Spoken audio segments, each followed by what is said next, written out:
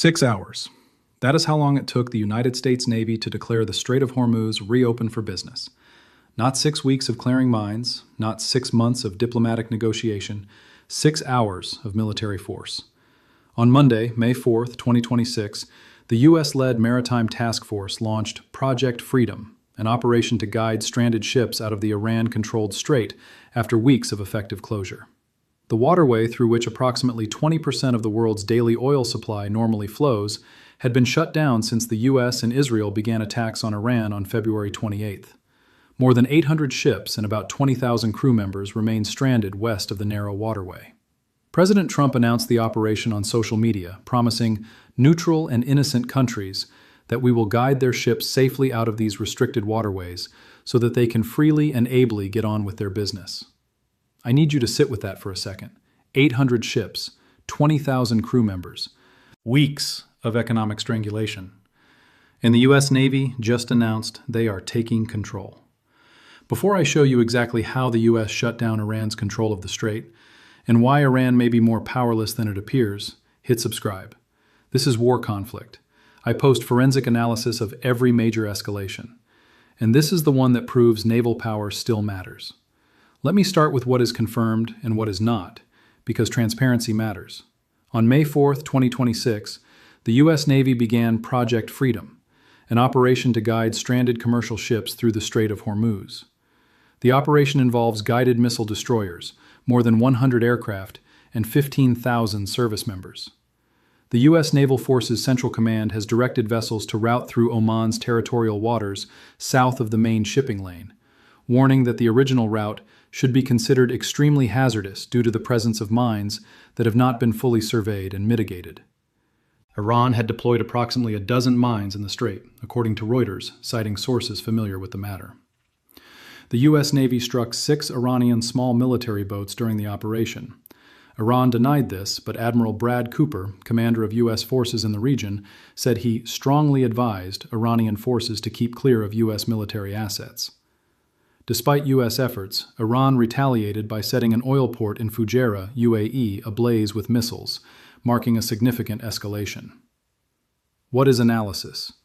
Whether Iran has truly been rendered powerless remains debated. Iran still operates its Mosquito fleet of fast attack boats and retains thousands of ballistic missiles. But the U.S. has achieved a critical strategic objective: breaking Iran's de facto closure of the strait. Here is what you need to understand before we go further. This operation represents the first apparent attempt to use military force since last month's ceasefire to unblock the world's most important energy shipping route. And it worked.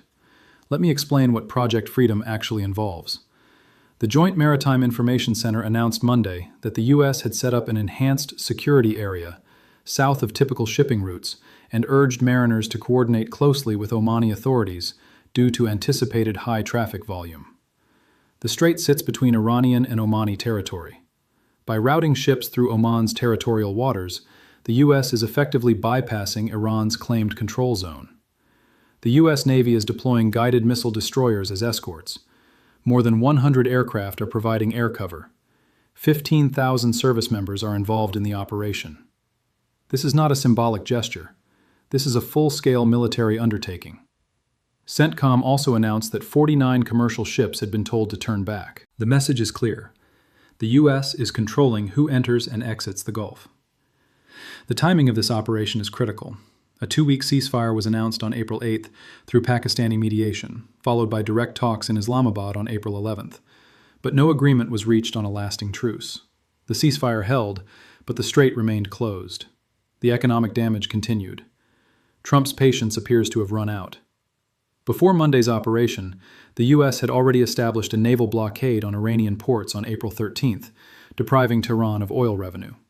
U.S. Treasury Secretary Scott Bessent told Fox News that Iran's oil storage is rapidly filling up, and they're going to have to start shutting in wells, which we think could be in the next week. But Iran did not surrender. Instead, they fought back. On Monday, Iran launched drone and missile attacks inside the UAE, including one that caused a fire at Fujairah, an important oil port that lies beyond the strait, making it one of few export routes for Middle East oil that does not require passing through the strait. Iran's state television network confirmed military officials had attacked the UAE in response to U.S. military's adventurism. Earlier, Iran claimed it had fired on a U.S. warship approaching the strait, forcing it to turn around. The U.S. denied any vessel was struck, and Iranian officials later described the fire as warning shots. Two different narratives. One undeniable reality. The strait is no longer Iran's alone to control. Here is where Iran's real weakness becomes visible. The U.S. and Israel have struck over 2,600 Iranian military-industrial sites, including a vast number of targets connected to Iran's ballistic missile apparatus. The IDF believes that without massive Chinese help, Iran will not be able to obtain thousands of missiles for multiple years. According to the Wall Street Journal, more than half of Iran's missile launchers have been destroyed, damaged, or buried. Iran's missile stockpile has been cut roughly in half. While the country still holds thousands of medium and short-range ballistic missiles that could be brought out from storage, the damage is significant. Iran now has well under half of its original one-way attack drones after heavy use and strikes on its production facilities. The drone swarms that once terrorized the Gulf are depleted. To be clear, Iran is not defeated. They still possess thousands of ballistic missiles. They still operate their Mosquito fleet of small, fast attack boats that can reach speeds over 100 knots. They still have the Haydar 110 missile boat, capable of 110 knots, making it the fastest operational military combat boat on the planet. But their ability to project power and control the strait has been fundamentally degraded. Iran's response to Project Freedom has been a mix of bluster and reality. Iran's unified command has told commercial ships and oil tankers that they needed to coordinate with its armed forces. We warn that any foreign armed forces, especially the aggressive U.S. Army, will be attacked if they intend to approach and enter the Strait of Hormuz, it said. Major General Pilot Ali Abdullahi told state broadcaster IRIB that ships passing must coordinate with Iran. We warn that any foreign military force, especially the aggressive U.S. military, that intends to approach or enter the Strait of Hormuz will be targeted, he said. But here is the problem with these threats. The U.S. Navy is already in the strait. They have already guided ships through.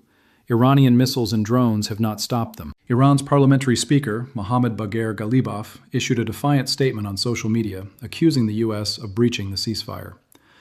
We know well that the continuation of the current situation is unbearable for the United States, while we have not even begun yet, said Ghalibaf.